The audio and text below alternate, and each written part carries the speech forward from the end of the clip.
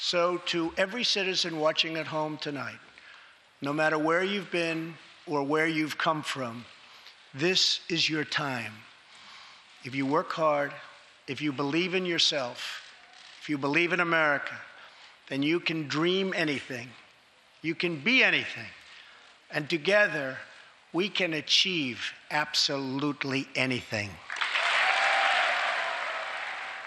That was Donald Trump addressing Congress in his first State of the Union with a message that maybe is a bit rare for him, one of unity. It was an awfully long speech, and here to make sense of it for us, Ken Vogel of the New York Times.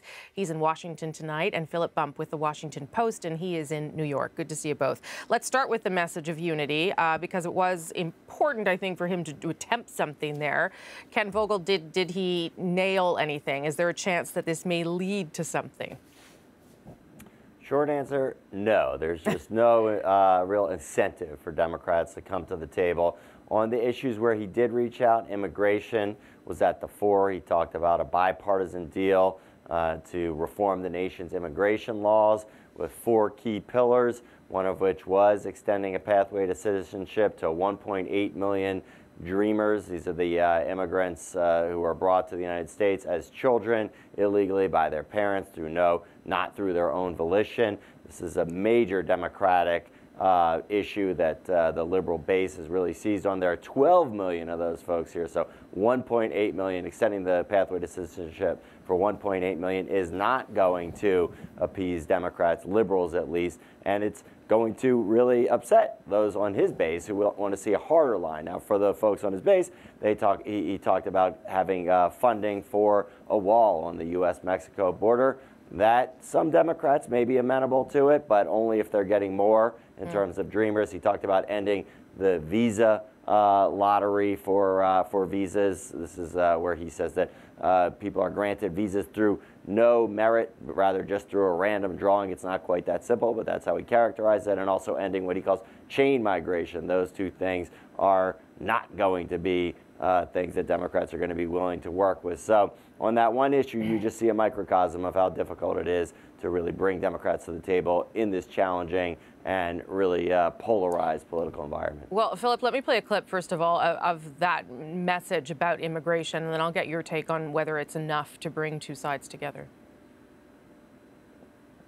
Yeah, I mean, I think that the point Ken makes is correct, but I think it's also important to note the subtext to what Donald Trump is saying with his remarks about immigration. Even that clip that you played at the outset, he doesn't say that he wants Americans to be successful. He says he wants citizens to be successful. Yeah. He says that chain migration, he makes a false statement about what chain migration can do and how immigrants can bring in other immigrants into the country. He uses untrue characterizations of the existing policy, and he probably the most divisive thing that he said during the speech was Americans are dreamers too, which simultaneously casts this body of dreamers, which Mr. Vogel referred to, this 1.8 million folks, as others, as non-Americans, but also just sort of usurped what was said about them. And so for a president who said, I want to give a speech that unites America, these were ways in which he demonstrated the divisiveness that Americans are reflecting when half the country, more than half the country, says they disapprove of the job that he's doing.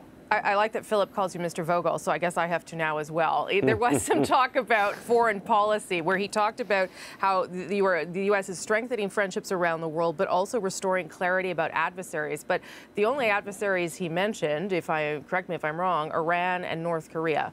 So, Mr. Vogel, what should we read into that in terms of a geopolitical approach to foreign policy? Well, there weren't a lot of specifics there. The one thing he did say on the Iran nuclear deal is that he wanted Congress to renegotiate it. He's continually railed against this deal as a bad deal.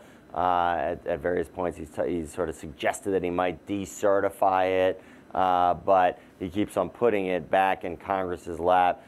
I don't think there's going to be a whole lot of appetite for the parties to come together and hammer out any kind of new deal. I think we're kind of stuck with the one that we have. On North Korea, you heard a whole lot of talk. I mean, he had multiple guests who were invited to the State of the Union to kind of highlight what he has cast as what really the international community believes is this intransient sort of reclusive nuclear power in North Korea. But we didn't hear a whole lot of specifics there. We did hear brief mentions of China and Russia as adversaries. I think that perked up a lot of ears. Folks wanted to hear more potentially, certainly about Russia, given this investigation of Russia meddling in the U.S. election that is looming over his entire presidency. We didn't hear a lot of specifics there. That's something that Democrats definitely intend to hammer headed into the midterm elections. I want to play a clip a little bit selfishly for Canadians about what he did say about trade. He doesn't say the word NAFTA, but he did say this. Take a listen. America has also finally turned the page on decades of unfair trade deals that sacrificed our prosperity and shipped away our companies, our jobs, and our wealth. Our nation has lost its wealth, but we're getting it back so fast. The era of economic surrender is totally over. From now on, we expect trading relationships to be fair and, very importantly, reciprocal. Okay, Philip Bump, if you're Canada and you're in the midst of renegotiating NAFTA, what do you think about that message? Sort of typical, or anything we can read into it? I mean, I think it's pretty typical for President Trump. I mean, there's, what does that mean, fair and reciprocal? I mean, Donald Trump recognized that NAFTA in particular was a very effective wedge for a particular group of voters who ended up making the difference in his presidential campaign, as it turns out. But he himself is a product of the globalized economy. He is someone who has benefited certainly from free trade agreements around the world. And so it's not clear what he means when he says fair and reciprocal, beyond that he understands that trade is a significant talking point for a key part of his base. And he talked to his base a lot over the course of this speech. So if you are Justin Trudeau sitting down and trying to figure out what to make of this, I'm not sure there's a whole lot you can glean that's going to inform your negotiations moving forward. Okay, let me end on this. If this was like sort of a different tone than what we might, usually hear from the president, and it was supposed to be about unity, it doesn't matter if tomorrow at 6 a.m. we wake up and we see tweets doing something entirely different. Ken, and then Philip. 100%. That is the unvarnished Donald Trump, and it's really a rare, unprecedented thing to have such a constant glimpse into his conscious, his stream of conscious, and the way that he's thinking about these different issues in much more granular detail, much more combative than we see in a speech like this that is crafted by his aides in an effort to present a unified and potentially even bipartisan approach that is very much anathema to everything that we know from his Twitter feed that Donald Trump really believes. Philip, last word to you. Yeah, that's right. I mean, this speech could have gone one of two ways. It could have been fine, or it could have been a disaster. This speech was fine. But as Mr. Vogel notes, this is not the Donald Trump that Americans are familiar with. The reason that Americans are not uniting around Donald Trump is not because they listen to speeches like this and reject it. It is because they hear 40 times as often from Donald Trump in interviews and on Twitter saying disparaging things about the things that they believe in and their core values. That's why his approval is so low. This speech tonight, a totally run-of-the-mill speech, is not going to push him across the finish line in that regard.